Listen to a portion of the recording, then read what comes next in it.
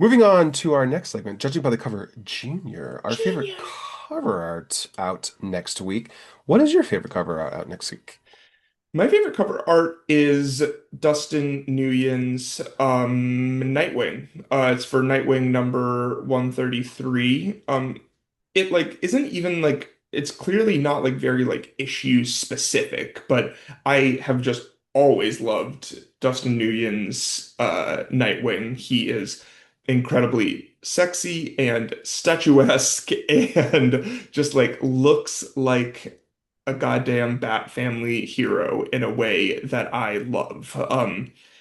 Nguyen's watercolor is just so unique and distinctive. Like you're never gonna see a Nguyen cover and not know it's from him.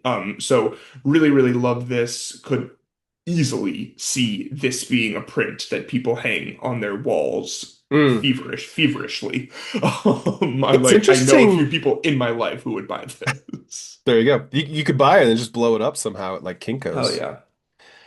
Isn't it interesting how Nightwing is like he's taken on this reoccurring theme of him being behind a city that's upside down to convey that he's like sort of usually it's because he's like swinging or whatever, but this is not the first time we've seen an upside down city where he's right side up for us, but the city's upside down. It's kind of an interesting element. Also, I And love I the streak of white, the light on the in the middle. and yeah, the streak of light is cool. And that's interesting because like the plot that's happening right now is that Bloodhaven is turning on its hero. That's what the solicit says. So maybe the cover Oh. actually has more to do with the content of the issue than I thought at first glance. That's a good detail you saw. Yeah, he's been on the show before, and it's a great interview. You would go back and listen to it. It was really interesting listening to him talk about, doing his style and his watercolor and how he's like, I will never do a Justice League book because I do not want to have to deal with all those costumes. Oh my God, cannot Uh, imagine. but always beautiful. My favorite cover comes from Ivan Shavrin for Book of Revelation number 3. Really cool. We've got Revelation here in the foreground, and the way his cape is flowing, but the way his body language is just so like, look what I've done. And there's a nuclear blast with skulls in the smoke, which is really cool and really well rendered, with X's in the eyes for the X-Men. Some figures at the bottom who are about to be blasted by it. But again, it's almost like he's like done a flourish and his cape's whipped up, and he's like, aha, look at me. And just the detailing in his costume and the coloring too to make his like the golden parts shimmer is really cool. Just a really p great piece of art, and it's framed very uniquely on top of like these crazy red, I assume shockwaves flying out of the blast. Just pretty all around. Also, I love how the shadow is kind of covering his junk to create almost a sultry sexiness to him, which I wasn't Yeah, no, expecting. he like looks hot. Like he usually is pretty He gross looking. He's also not this buff in the book. So he's actually No, more like Apocalypse than ever in this image, which is interesting. he is very apocalyptian.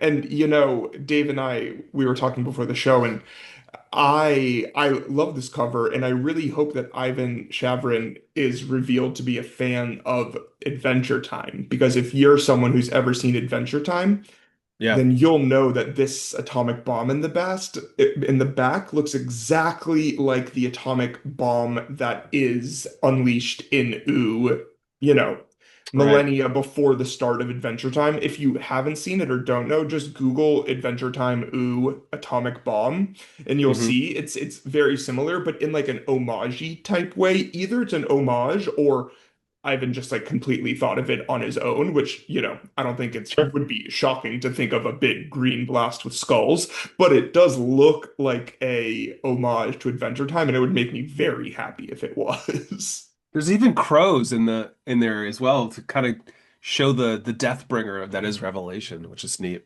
No, it's a sick cover, and again, pretty sexy. I also wanted to flag Fabrizio de Tommaso's cover of Revelation. Whew. I just love Less I, sexy, but it's just as like imposing. Very imposing. The lighting is incredible, but also just the fact that he's almost sitting on like it's almost he's sitting like he's sitting on a throne, only it's Yes. destruction behind him. And he's It got is his arm post-atomic wrapped around bomb. a one-way street sign like it's no big deal. Dude just loves death. What a And dick. it's also very much like it is one way. It is Revelation's way, or it is the gosh darn highway.